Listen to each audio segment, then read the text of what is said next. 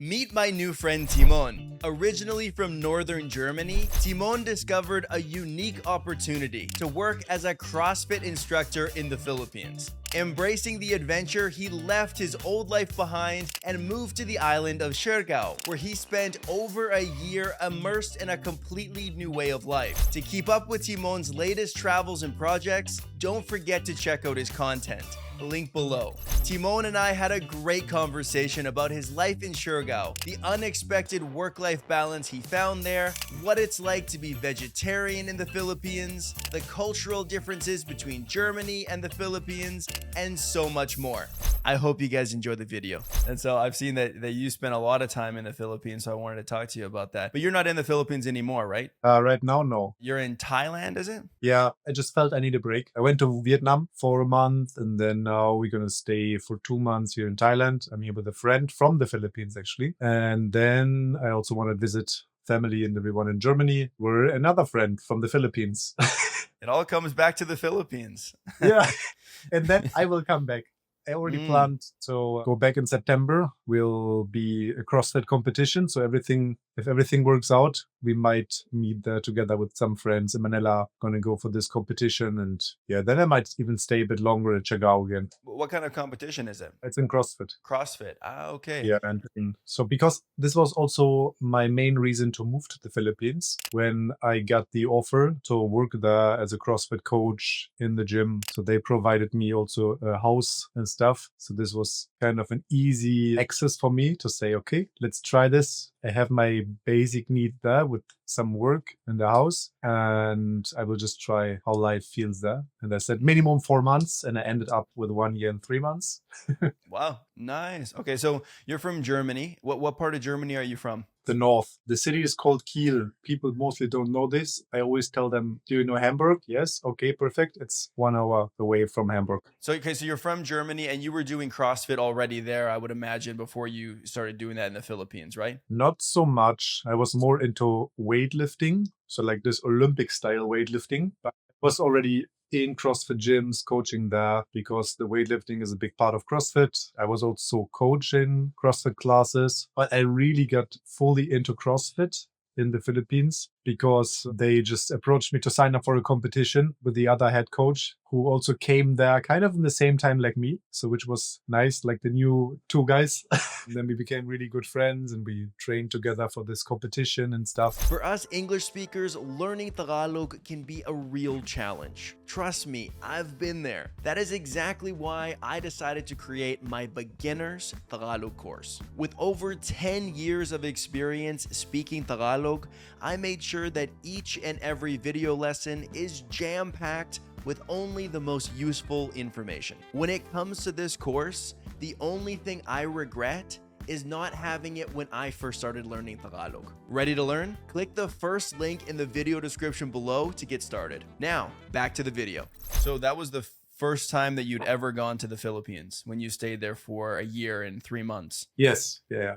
Wow. So you just jumped right in. You were like, first time, I like this place, I'm going to stay. Yeah, I told myself in the worst case, I can just leave at some point. And I guess it worked for you because you stayed there for a long time, right? Over a year. Yeah. Yeah, it was so amazing, I swear. Was it hard for you to adapt to life there? Like, was there some culture shock when you first arrived in the Philippines? Yeah, the people were so kind, so friendly, which I really liked. And then, of course, the island life in general. I mean, I was just in Siargao most of the time, so I just like this island life, being close to the beach, having this kind of slow life. Everything is close together. If I have my friends, I just meet my friends by accident wherever I go. This is what I really enjoyed. Quality of living felt just very good. I just enjoyed it. This is also why I stayed so long. And when I left, I felt almost like, not like the same, but leaving my home again, you know. Before I left Germany, it was like this breakup from the hometown. And then another one, leaving Siargao, is like dramatic and emotional. What's different about the Philippines in comparison to some of the other countries that you've been to? I think it's mostly with the people. I just connected so good with the people in the Philippines. I really like it that English has also a high priority, so I can really speak with everyone. I also like how the culture gets together in Siargao. So I feel like I had half of my friends Filipinos and half of my friends foreigners who also moved there. Philippines has basically, this amazing nature with all the waterfalls. I mean, every country has this special things that makes it special. For me, it's basically this vibe that I felt so home with the people there.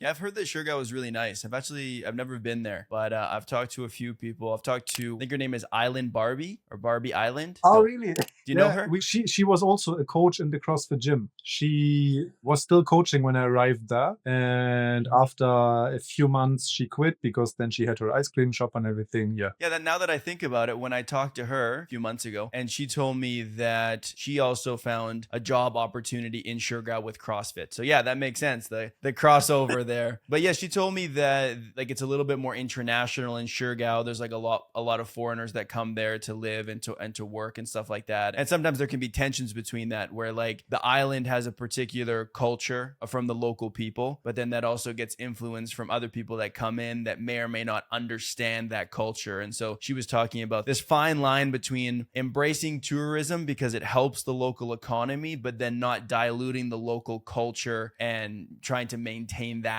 as well. You know, how do you think that looks in Siargao for you? Like, what is the balance between the local culture and the international flavor? I feel like there's still a balance compared to, for example, here in Kopanjan. This is also what I really like about this place. I see like this local events are happening, like fiesta and everything. Foreigners are also going there, enjoying this. But of course, they also bring their own stuff. Like, for example, the CrossFit gym is obviously nothing local from there. I feel like the locals maybe not so much attend this because they sometimes can't afford it even. But there are Filipinos which are not like local from Siargao, but from somewhere else, and also enjoy this a lot, this Western activities or something. So I feel like it's mixed up, but I can also really feel how real locals from there don't have the financial standards and stuff like this. Sometimes they don't even have a fridge or some stuff. So because in the CrossFit gym, for example, we also had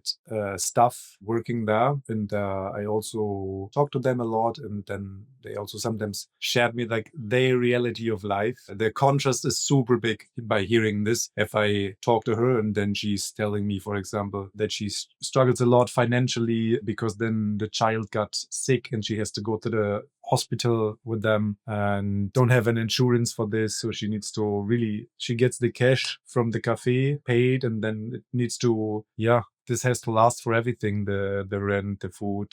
If someone gets sick, this is already like a happening, which really makes a difference. It's not that you can just get sick and then you're just sick. It's really affecting the whole situation. So when I heard these things, I was really not shocked, or a little bit shocked maybe, because of course my reality is different. But hearing this or seeing this changes also my view to see like, okay, there are people really living like this. It's not only these people having the easy island life and having enough money for everything. So I still see like there's this huge variety of people, but I also feel like they're taking care of each other. For example, also my friend Jack, who has this bike rental, Lola's Rentals, he's also very much invested in taking care of the street dogs and stuff like this. So he's starting and also financially supporting these activities to also like improve the island in general, and putting money in this to manage this with the street dogs, for example. I see like people also giving something back, but then on the other hand, you also have this maybe even really like this short-term tourists, which are like, okay, this is just my vacation. I just want to go crazy here a bit and then I'm done. But I feel like the people who move there, staying longer, the foreigners especially, they see also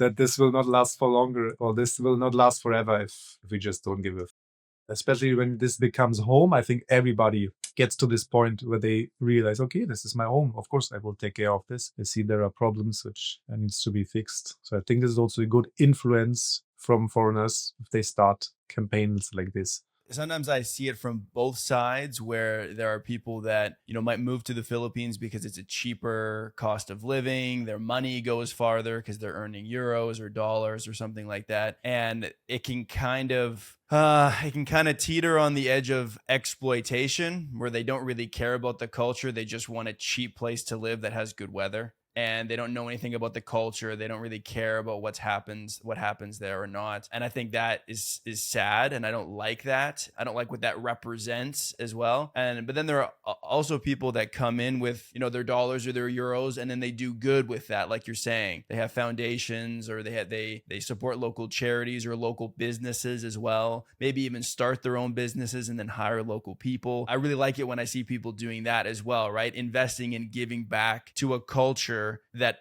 gives so much to us, right? Because the Philippines really does provide for people that go there, and like for people like you and I coming to the Philippines, like we get nothing but love, right? And acceptance from the people. So it's nice when people give back as well. I think that's very important to do that, Living in Siargao, you said that you can get by with English. Have you learned any of, it's Bisaya, right? Bisaya? Yes.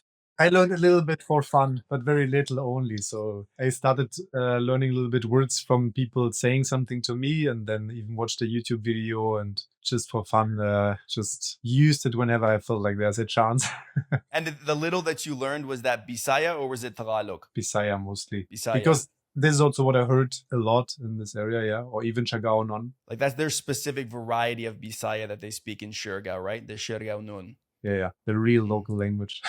The real local one. So what do you remember? What are some of the words that you learned? Do you remember any of them? Marajao buntag, like good morning. Kapuy ka ayu, if you're very tired. Good. That's good for a CrossFitter.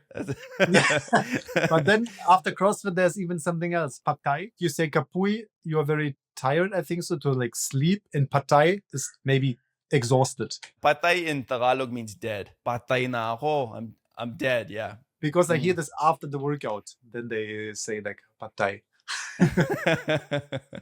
after doing the hardest workout ever, and then like that. Okay, now this makes sense. Yeah. Then gutom means I'm hungry, for example. Lami, to express if it's tasty. Yeah. I think I learned that one when I was in Cebu as well. Lami ka ayo. Yes. Ang sarap in Tagalog. Ang sarap.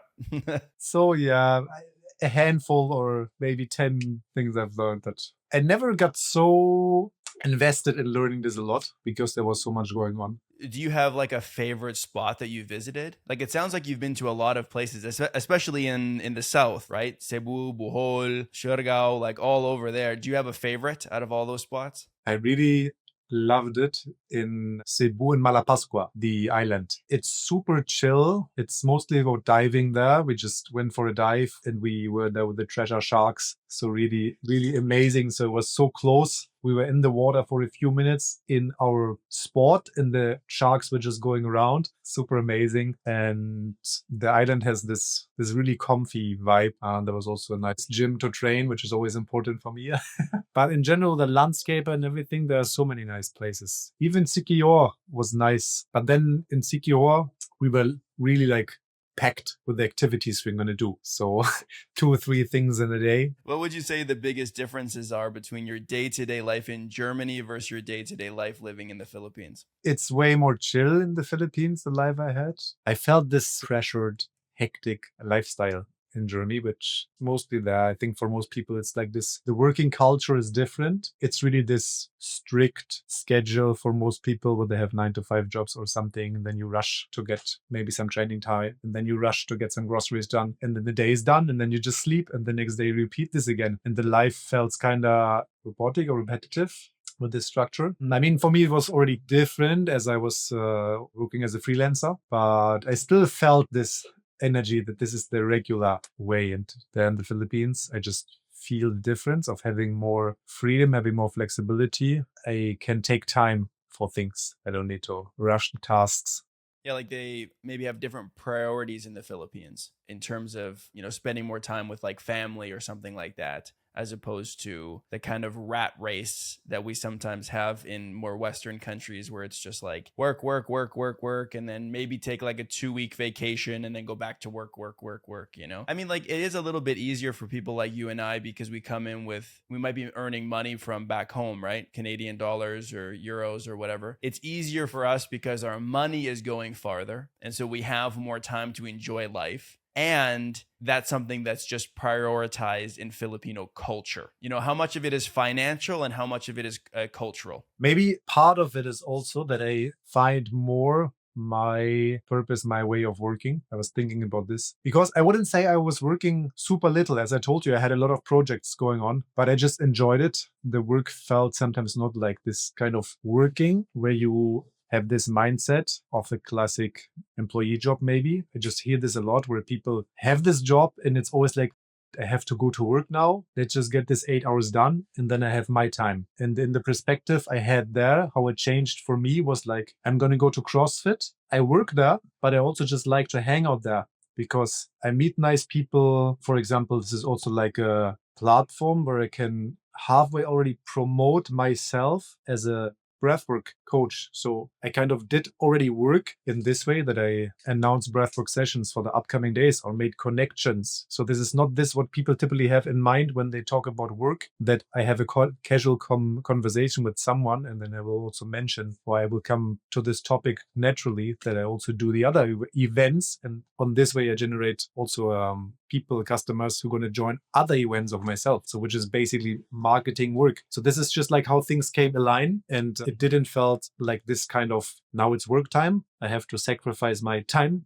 and then I have free time. But of course, with the background of some financial freedom, it's good to just have the freedom to work or live like this way. So yeah, I think it's still halfway the financial aspect and halfway maybe the culture. I also see the Filipinos working so hard. For example, a good friend of mine, she's also working in the CrossFit gym. And then she also has her second job where she's managing some Airbnb apartments and she's running around so much. She's in CrossFit, then managing something. Okay, I have to drive over to the Airbnb house. Then I come back here. Then in between, she goes for the training. But this is really this where life and work comes aligned, where it's not like this is my life and this is my work. So I really can see how she's just fully invested in both and she's just enjoying it. And it's not different parts of her life. Yeah, I mean, it's kind of a cliche, but people say like, you'll never work a day in your life if you have a job that you enjoy, or something to that effect, right? Where it doesn't feel like work if it's something that you would actually do even if you weren't getting paid, right? There's some real freedom in that. And yeah, I mean, talking about Filipino culture and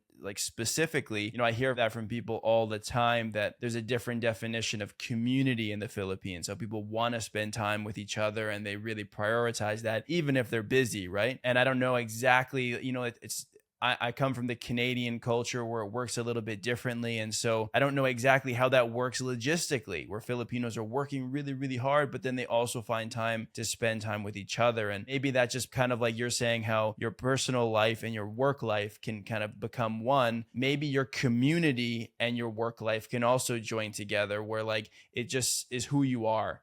Maybe you live with your family, like, because that's very common in Filipino households as well, right? To have multiple generations living together. And so you don't have to make time for it because your family's there with you all the time. Maybe it could be something like that. But then I also like want to recognize that, if you're coming in with, a higher paying job, it's also easier to make that the time, right? And so to have free time, I guess you could say. And it's definitely an interesting balance. And for me, like I've never been to Siargao, but it really seems like a kind of a lifestyle, health focused place. Is that accurate? I mean, there's a CrossFit gym there, so that says something about the local values, I guess. Is it that kind of like health focused fitness place, or am I wrong about that? It has every part, everything for everyone. There is this big party. It's also popular as a party place, no? So there's every night a party where you can go. So you can also live the exact opposite. You can also go to all the gyms, sport activities and stuff, and just live fully healthy there. It's hard to say, actually. I think people brought all the aspects there by time and just pick whatever they like. So you can have this perfect balance where you can sometimes go to the party where you also have physical activities, where you also just have this joy of going to, a wake park and just meeting there with friends, enjoying a little bit in evening, or just finding a nice location on the beach. So it's a very good mix to explore different worlds. But surfing first. Surfing is the baseline and then everything else comes after. Yeah. Okay. Do you have a favorite Filipino food? I don't eat meat. So I really love, for example, the tofu sisig or fish sisig, Okay. so which is really good. What is this called with the peanut sauce? Whereas typically the Kare kare? kare kare.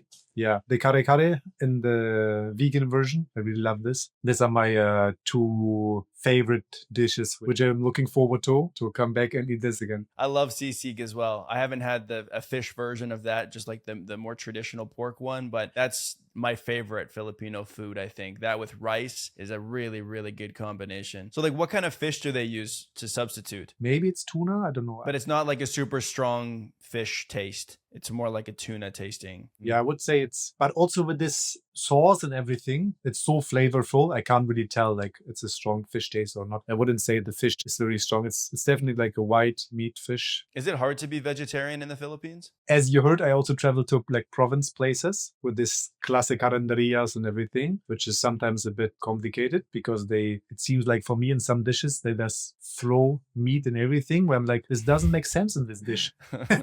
Why are you doing this? But in Siargao, it's easy because it's so developed by different styles of kitchen, and they also are more aware of the different eating styles, different diets of people. So they adapted the restaurants. I also like to cook by myself a lot. So I was eating for 6-7 years vegan before. I would say it's okay. You can go vegetarian, definitely. It's okay if it's this way. Pescatarian, what I did now, even easier, especially in the islands where fish is everywhere. Yeah, because you're on the coast, so that would be easier. Fresh, you get fresh seafood. And do you eat all kinds of seafood then, or only fish? Yeah, I also tried some other stuff, but I really like fish mostly, only.